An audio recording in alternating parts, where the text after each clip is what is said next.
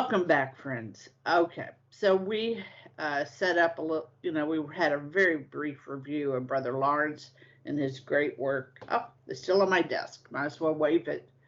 The Practice of the Presence of God, the critical edition. So it's still on my desk. Okay, who is Dom Zeller? His father was in military service stationed in Alexandria, Egypt, while the country, Egypt, was a British protectorate. He was born in 1905. He was privately educated until 9.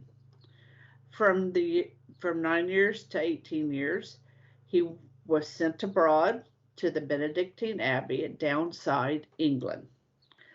Here's a quote from The Guardian, 2017.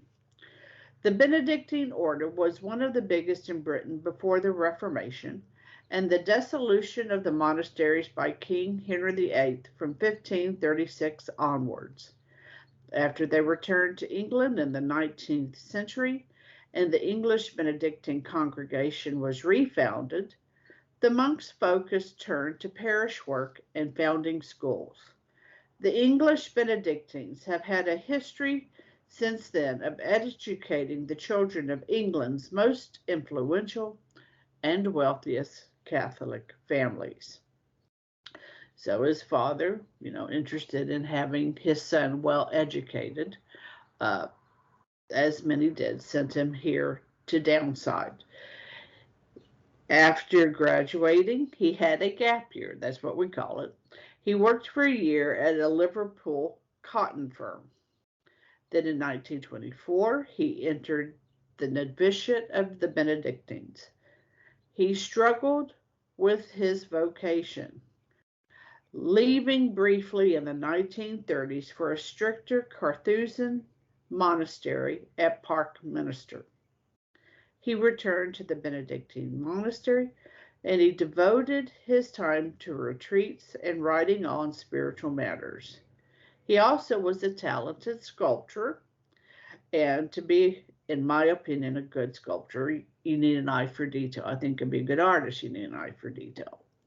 He was a friend of Oxford-educated Ronald Knox and Evelyn Waugh. He died in 1984. I'll give you his thesis statement. This thesis statement for the corpus of his writing. Zeller described his own writing about the faith as an effort to use the idiom of every day to urge people of every day to embark upon the spirituality of every day.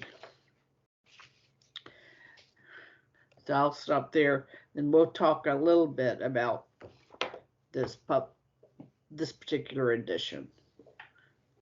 Yeah, I mean it's an interesting thing that he has. So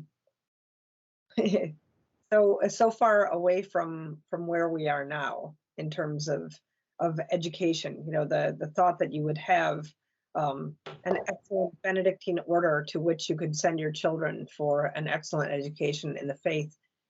It just seems like that's gone. I think it is. I know a school right here in our boundaries has just closed, and you have an order of monks that would teach your children. We have lost so much, and that tends back to what we were saying in the last little talk, that it behooves mothers to rediscover this home life of interior spirituality, so that we can go back and kind of reconquer these institutions.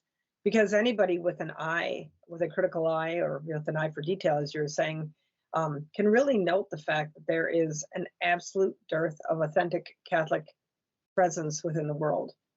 The Catholic Church has left education. The Catholic Church has left police forces. The Catholic Church has left nursing. The Catholic Church has left hospitals. All of these great institutions, which are fundamental to the sound founding of a healthy civil society, the church has really abdicated her positions in so many of these places. So where do we begin again then? Well, the only place that you can begin again is in the heart of our homes. And the only way that we can do that is if we have sound instruction on how to make our homes really fortresses of spirituality. Yes, yes. And maybe we have just a little time. There was that statement where, the patrimony, right? That spiritual patrimony has been so used up. Yes. So that even if you had not had a formation, so that's the point. Thank you. So if you live in a culture where most, are a goodly number, I don't even know, even if you need majority, but if you have a goodly number of people who have an understanding of truths of things, then those who do not really can reap the benefit from the life, the witness, the conversation, all of that. But when it is so impoverished, that ability for those who are more susceptible or weaker in some fashion, the guardrails not being there, no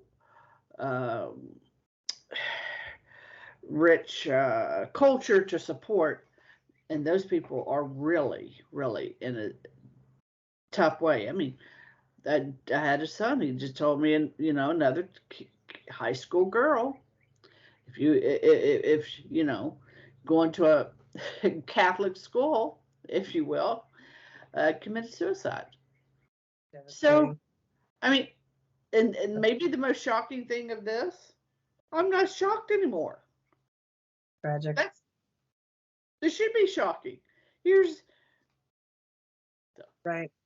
It is. It's very, but the upside is, and I think that it was John Paul II or maybe Benedict the 16th, who really spoke about the true power of the creative minority in bringing about a revival.